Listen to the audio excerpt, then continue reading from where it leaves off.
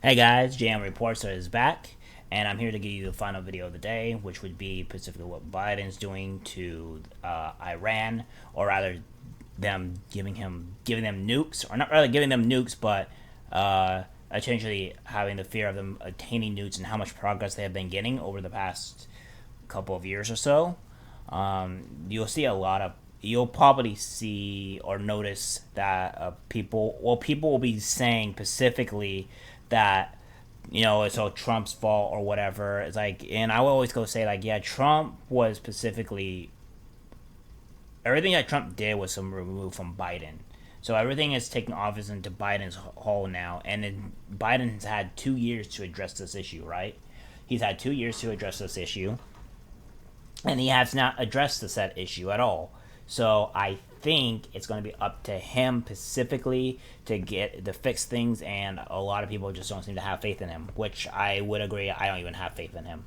So we're going to go into the actual article here and see what it has to say. Biden not trusted on secret Iran deal. Poll. America does not trust President Biden's effort to negotiate a secret new Iran nuclear deal. Fears it more than Russia's invasion of Ukraine, and it would support a military strike on the enemy nation's facilities. According to an expansive new survey provided to secrets on the issue of having confidence in Biden's talks, including with Russian President Vladimir Putin, 52% said they don't trust an administration to cut a deal that would prevent Iran from getting nuclear weapons. Just 32% do. Let's see, and it goes further on to say that in a timely question in the McLaughlin and Associates survey, 63% believe that providing Iran a path to building the weapons is a bigger threat to the United States than Russia's invasion of Ukraine. And I could agree with this statement because Russia does hate us, I agree, but I would personally think that currently Iran is a bigger threat because we have not been on good deals with them at all, and they have actively attacked us in recent years. So I would say yes, they are a problem. Russia's top negotiator said Thursday that Iran deal could come before Monday. Biden is hoping to revive an agreement made during the Obama administration and scuttled by former President Donald Trump as too pro-Iran. Iran, meanwhile, has walked away from some of the concessions it gave former President Barack Obama. No matter what the outcome, the public is worried of any deal, pollster John McLaughlin told Secrets. If Americans think that President Biden's weakness and corruption have endangered America, blacked out by the media is the Biden administration's plan to re-enter the deal with Iran, allowing them to build a nuclear weapon, he said. This is such a bad idea. They think their re-entry into the Iran nuclear deal should be made public in the U.S., he added. Sanctions are expected to be part of the deal, and if Iran tries to get nuclear weapons, 45% would back a strike on their facilities, more than the 27% who would prefer the carrot of loosening sanctions to nudge Tehran into giving up the weapons. And to go over to these little graphs here for everybody to know, do you trust President Joe Biden to negotiate a deal with Iran that would prevent Iran from getting nuclear weapons? 35% say yes, 52% say no, and 12% say unsure. While we have, which do you think is the bigger security danger to America? Russia invading Ukraine or Iran getting billions to support terrorism and giving them a path to build a nuclear weapon that would start a nuclear arms race in the Middle East? 21% say Russia, 63% said Iran, and 16% DK refused. Russia invading Ukraine is a problem, maybe down the line, but it's not a massive threat, at least not currently for what we're seeing, unless we could plan into the future what they're going to do. But Iran will actively use nukes for not a good personal gain for the U.S., right?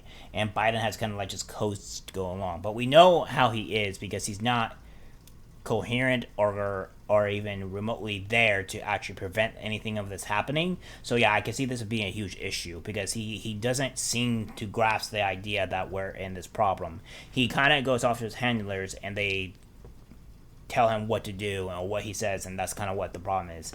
And I would really like to avoid that type of scenario at all costs, if at all possible. Now we'll go over to Senator Ted Cruz on exactly what he has to say about this whole situation. Mr. McCann, welcome. Good morning. I want to ask you about the State Department's ongoing efforts to finalize a nuclear deal with Iran. Last week in this committee, I discussed the IRGC terrorism sanctions with Secretary Blinken. And he said that dismantling some sanctions would be worth it because the deal has benefits that will meaningfully roll back Iran's nuclear program. I want to ask you about those benefits because I don't think that's true, and I don't think you do either. Since President Biden was elected, Iran has made enormous, unprecedented progress on its nuclear program, including enriching uranium to 60%, deploying advanced centrifuges, and acquiring significant knowledge. Now, the Biden administration has a secret assessment that says there is a point after which the nuclear progress would make the deal meaningless. I would agree because once you get nuclear, you have power and you can have bigger threats, and we need to prevent countries that are hostile to us to prevent from being able to form nukes. Fortunately, we didn't have the capability to stop Russia or China to stop doing these nukes. However, having a country such as Iran having such threats is a problem, and we really want to just keep that at the low ball as much as possible. And why hasn't Biden really been focusing on this issue, and why it's not really being released to the American people is also another great concern, which means he doesn't seem like he's confident into his plan to solve this issue. Secretary Blinken has referenced that point in public numerous times since last year, but you have never revealed to this committee what that point is publicly. Administration officials have told this committee in classified briefings what your assessment is, but again, it has been kept from the public. This weekend, Chairman Menendez said, quote, "We are told by the administration that if the negotiations didn't conclude by the end of February, that in fact, the time that would be lost and what we would gain would be of very little importance or value to us." Now it's the end of April. So if the end of February wasn't going to buy us what we need, certainly the end of April is not there. That is entirely consistent with everything I have heard and seen. So my question is, does the State Department intend to make your internal assessment public? And what this guy says is very concerning, guys, because why they won't specifically give us information to let us know what's going on, that's pretty a big deal. I don't know why they won't specifically. The guy does say that he will go into pretty much saying he's not really involved or hasn't been getting any information. But then at the same time, if you do not have that information, then why are you sitting there exactly? Senator Cruz, I think that's probably an assessment of the Intelligence Committee that's classified. So my answer to you right now without knowing more would be not in the near term, but this is not a topic I work on. So I'll have to take that question back. So if the State Department has an assessment that says the deal's benefits became meaningless months ago, why is the State Department still negotiating? Senator, as I said, I don't work on this issue. Literally, I'm not in any briefings. I'm not up to speed on what's happening. I don't have a different answer than the Secretary would have given you last week. Well, I think the State Department needs to come clean with the American people about an assessment that impacts the safety and security of every American and the safety and security of our allies. That's what I mean, guys. Like, what does he mean he doesn't have access or hasn't been told anything?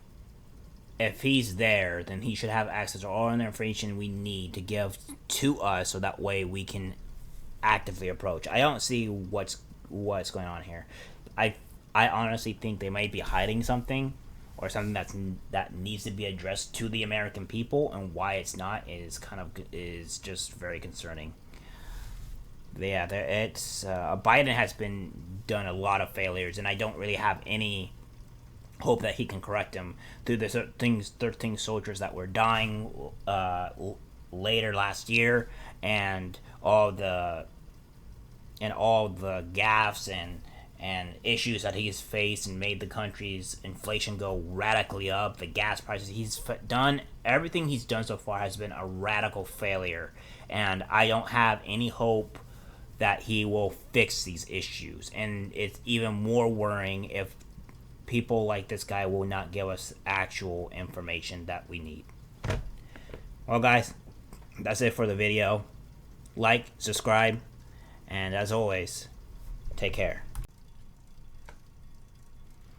Thanks for watching this clip from my podcast that I make every day, Monday through Friday, 3 o'clock p.m. PST to all the way to 5 o'clock p.m. PST. If you like what you see, please subscribe, like, and comment. And I'll see you guys in the next video. Take care.